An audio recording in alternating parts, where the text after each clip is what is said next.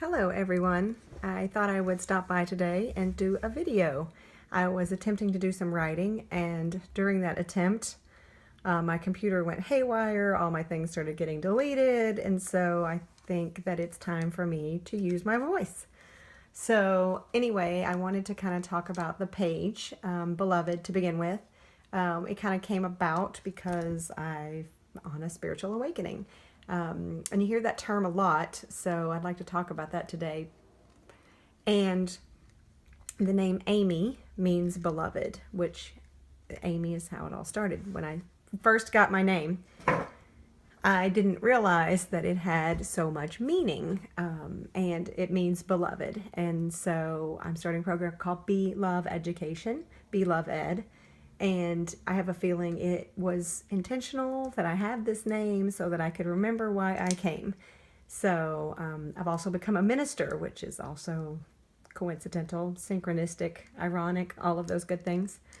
And I kind of want to discuss a spiritual awakening because I think a lot of people don't, well, I say a lot of people that are unfamiliar with spiritual stuff altogether, as I was 3 or 4 years ago, look at it kind of just like a concept, and they have no depth in the or understanding in what it means because they're not experiencing it. So in order for us to understand anything, it's really kind of important to experience it. So as I'm 3.5 to 4 years into a spiritual awakening, and who knows how long it goes, probably forever, I can tell you it's not scary. I mean, there are moments, like anything, that are unnerving and irritating because you realize you've been participating in your life the whole time and contributing to some of the things you're really not enjoying about your life.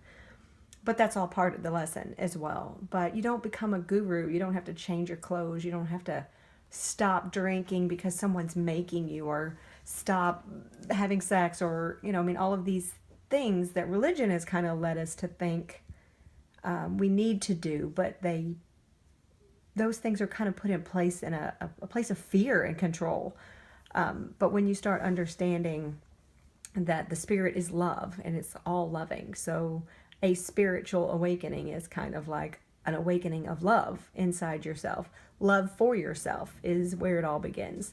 So you'll notice there's an aspect of your life probably where you're not in balance and not getting what you want out of it. So that's probably the lead place to start is, why? And don't look at it like a victim, because the spiritual awakening is not something that's happening to you. It's happening for you, and because you requested it.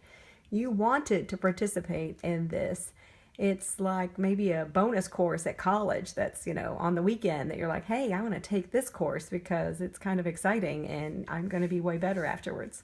So definitely look at your spiritual awakening as a gift to yourself because you love yourself. And a spiritual awakening is awakening to the divine essence in you, to the full capacity of unconditional love within you, minus the fear, minus the negative ego, minus the things that are keeping you from paradise. And when I say paradise, all the indulgences in the world that we have, everybody can have those, but it's the degree to which you desire them that is most important, because everybody has an individual path, but we're all in the same ocean. So it is unity consciousness, but it's tapping into your heart and what feels right for you. So a lot of people get triggered by, a lot of words, past lives and,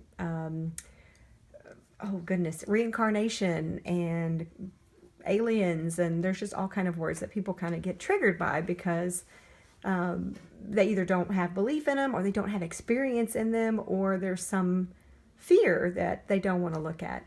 So if you get triggered by something, I just say check in with yourself and decide, is my ego telling me to not step into this pool because of fear, of control, of shame or guilt, or is it just that this is not my path? And only you will know that. So you can, have people around you that help show you that. And if you do step the wrong way, I guarantee you'll know. And you'll just continually get re-guided to where you're supposed to go. But it's about feeling good and what feels right for you. So you don't end up in a spiritual awakening because you've done something bad or because you're not supposed to be having fun. Honestly, the fun is different, but it's a place of purity and fun. It's not a fun that constantly needs to be refilled. I mean, money and sex and drugs and alcohol, all of those things do not give back to you the same way that freeing yourself from those things does. And then it's like the swing of the pendulum. You can experience extreme, and then you can experience the other side of extreme. And then in the center is where you pick and choose when you are still and at peace and connected to your source, which I like to call Gus, God, universe, source, and spirit. Gus, sorry. And, but that's the alignment with that. So the swing of the pendulum is, you know, the experiences, and you can't know your center until you know the swing of the pendulum. So anyway, thanks for listening today, and I'll be back with more insights. And if you have any questions or want to bring up some topics for discussion, I would love it. I'm really excited about facing anything I'm afraid to talk about. I want to grow and learn, and I want to expand my thinking and my consciousness. And, you know, I won't shut anything down until I've at least thought about it.